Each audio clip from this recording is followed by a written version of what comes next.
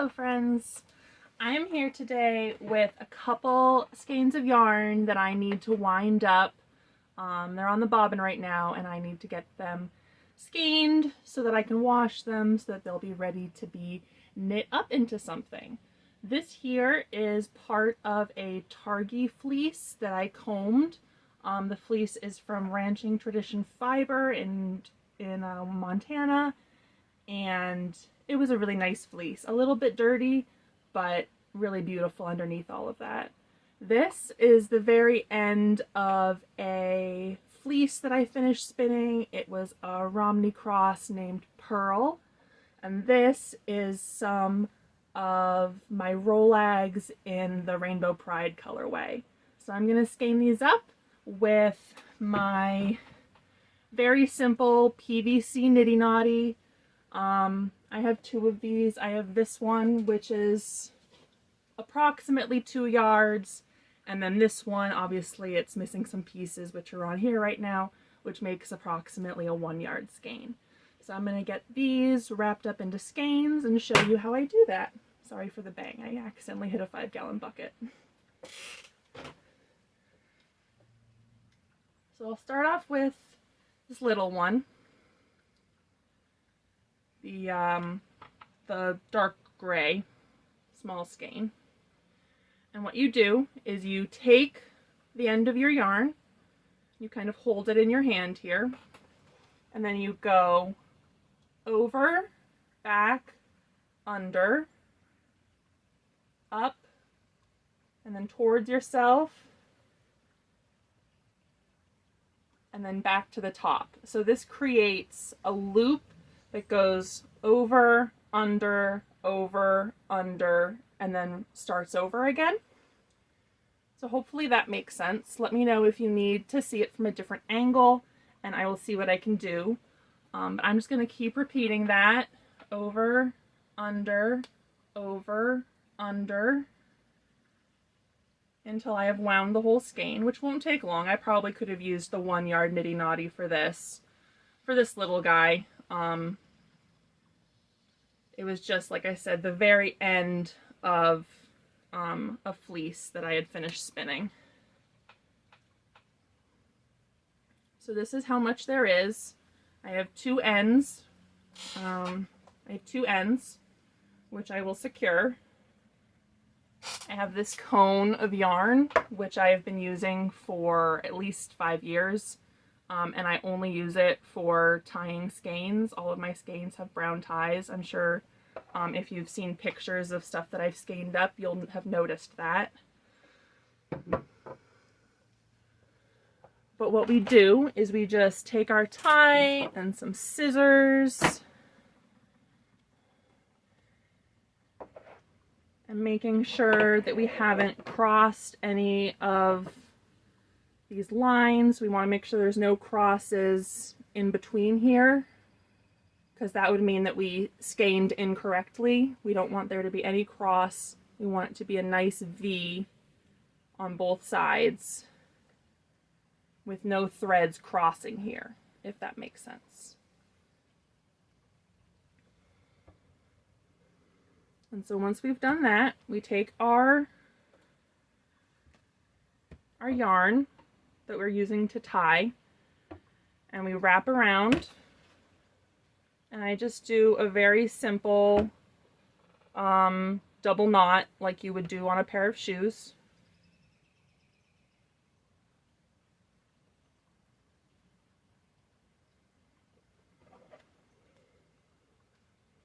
And then I'll trim it. And there's our first tie. I'll try to do this at another angle for you so that you can see what I'm doing with my hands when I'm doing the tie, but hopefully that gives you the gist. So I'm going to do that in 4 more places. I always do ties in 4 places on my skeins. It's not entirely necessary, but I find that it's best practices to tie at least 3 places on your skein. Certainly more than 2. 2 is not enough, because you're going to take this and you're going to dunk it in water and agitate it a little bit, to set that twist.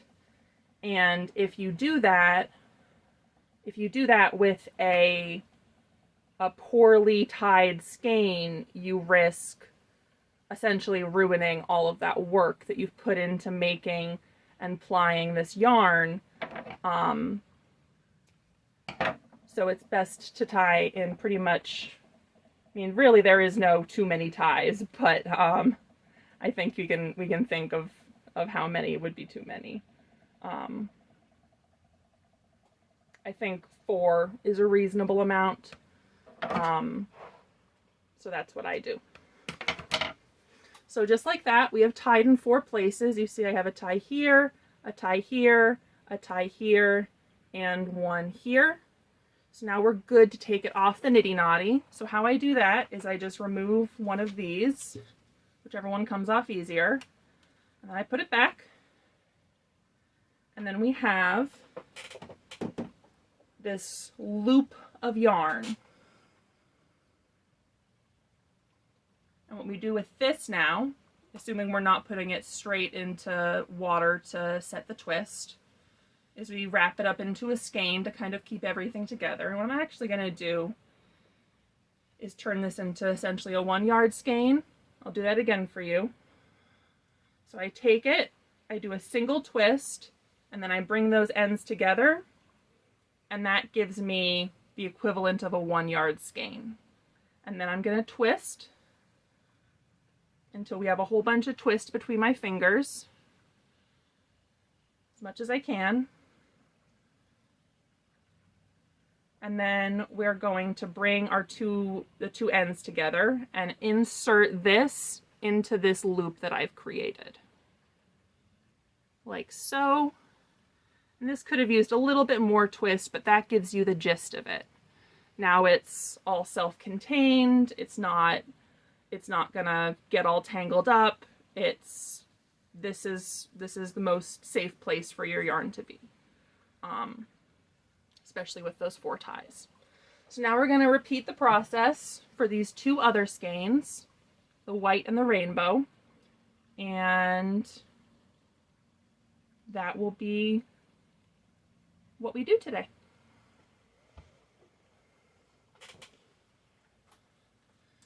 Just making sure that all of these are well secured.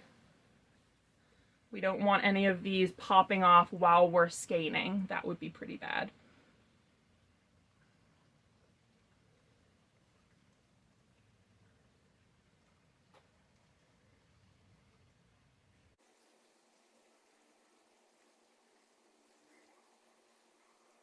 Alright friends, here I am just skeining up that rainbow skein of Handspun, and I figured while I had stuff sped up here, I would chat with you about my Niddy-Noddy. So I made my Niddy-Noddy with an internet tutorial, which I will have linked below, and it's made out of PVC and a couple of fittings to go with that. It's really cheap. I think it cost me $5 or less. And I haven't found a replacement that honestly works better for me, so this is what I recommend people use, because 10 years in, this is what I use. You see occasionally my arm gets tired and I stop to rest it for a moment. This does get a little bit tiring on your arm as you skein, but it's not terrible or anything. My arm just needs a rest every once in a while. And then I also wanted to mention that this 2-yard Niddy-Noddy makes approximately a 2-yard loop of yarn.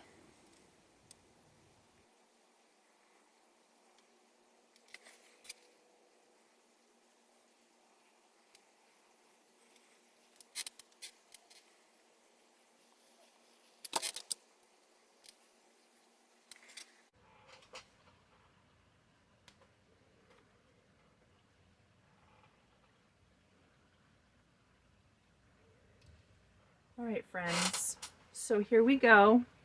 Here is our bright, beautiful rainbow yarn all skeined up. And I'm going to change the camera angle so hopefully you can get a good look at me tying my ties for my skein. Just one sec. All right, friends, here we are. Hopefully you can see pretty well. Here's where I'm going to attach my tie. I've actually got both the red end and the purple end on the same spot here. So I'm going to do one tie to secure both of them, and then 3 more ties around on all 4 sides. And the other thing that I'm going to do slightly different on this skein is I'm going to do a figure 8 tie.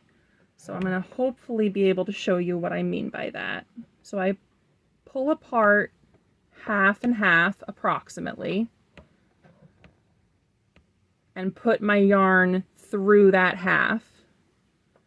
Wrap it all the way around, making sure that I secure every thread. And at this point, we have a figure 8 that goes in there, right there, and there's a cross in the middle. And then I'm going to take this and tie it, make a simple double knot.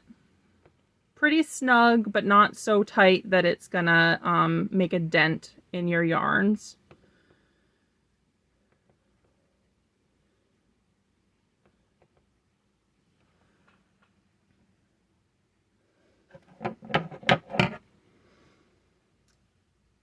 And then I cut it. And that's our first tie done. It's a figure 8 because this is a pretty big skein. I think this is probably 3-ish ounces. So I want to make sure that everything is nice and snug and secured. So now I'm going to rotate this so you can see the next tie we're going to do.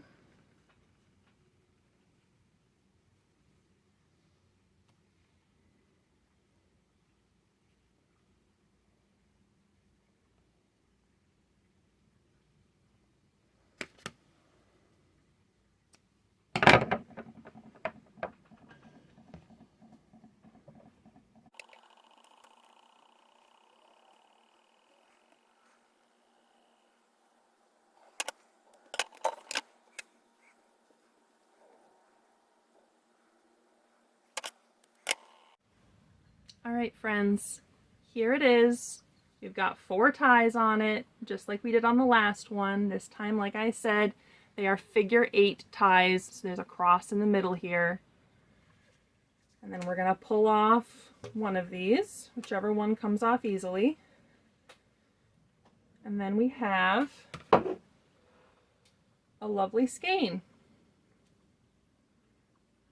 And this will be a self-striping yarn, so it'll go from red through the rainbow to purple and then start red again.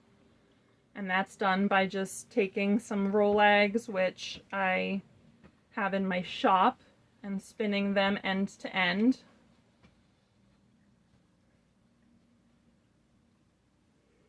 I tuck it under my chin sometimes, helps to secure it. And there we go. Look at those beautiful colors. There's a window right there behind you. So it really shows off the beautiful bright colors. So one thing that I noticed while I was plying this is that I made an error in my plying. So this is a chain plied project, which means that it's kind of like a crochet chain, except you pull those chains out really big and then ply it. It's a really nice way to take one bobbin and transfer it into one bobbin of singles and transfer it into one bobbin of plied yarn without having extra left over. Like if you try to divide it in half and do a 2-ply or a 3-ply, you're going to have some ends left over. And with a chain ply, you never have that. But I did find this, which is something called a pigtail. What happened was I had some extra yarn that I wasn't paying attention to, and I'm spinning along or plying along, and now I have this hanging off. So what I'll probably do with this is, after I'm done washing it so that this is somewhat more stable or maybe even when I go to knit the project, maybe I'll wait until then. I'll probably trim this or just weave this whole thing in as an end.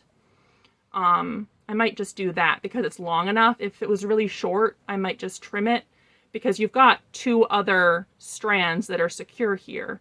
This is only one of the plies. If you see real close here, this is 2 plies, and then this is the 3rd ply. So you still have 2 plies to stabilize this yarn, even if you cut right here. But I'll probably weave it in since it's, you know, 2 or 3 inches long. I can use a crochet hook and do that.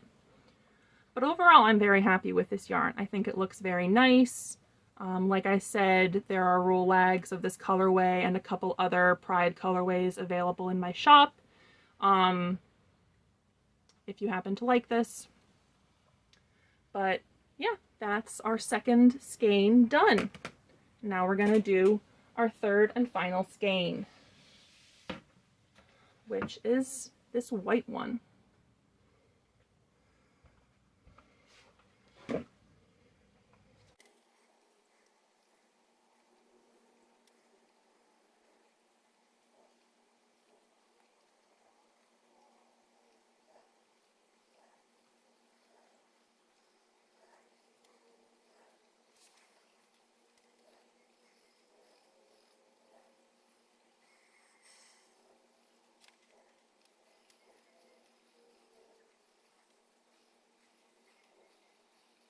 All right, friends, here we go.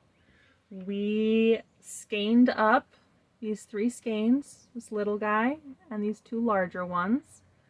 They look really good. Now they're all set and ready to be washed. You always want to wash your hand spun before you work with it, either with knitting or weaving or whatever craft you do. It sets the twist so that the yarn is stable and isn't gonna unravel on you. Like if I were to cut one of these threads right now, the 3 plies of this rainbow would come apart.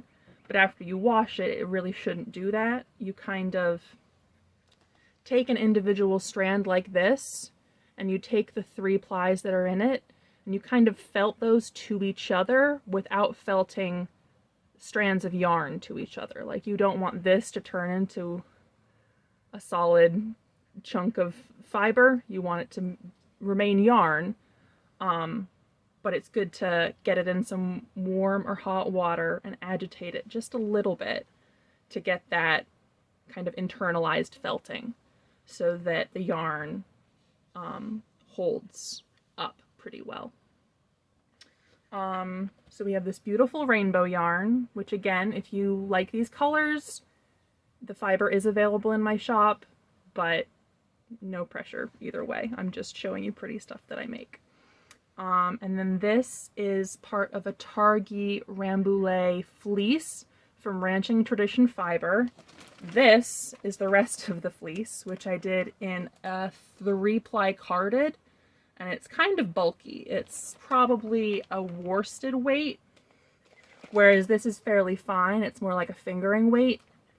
So I'm not going to use these two yarns together for the same project, but this will be a really nice coordinating color for, I don't know, a lace shawl or something like that. And then we have this little guy, which was the remains of this fleece, which I finished spinning sometime in the last month. Pretty recently, obviously, because I still have this end left over. And so I'll be able to wash this and throw it in with the rest of that yarn and have my full fleece all done. So that's what we did today. We talked about skeining, how you skein yarn, and I kind of gave you a little bit of a demonstration, and I hope you had fun. I had fun. I hope you get some great crafting in today, and I will talk to you again soon. Take care, friends.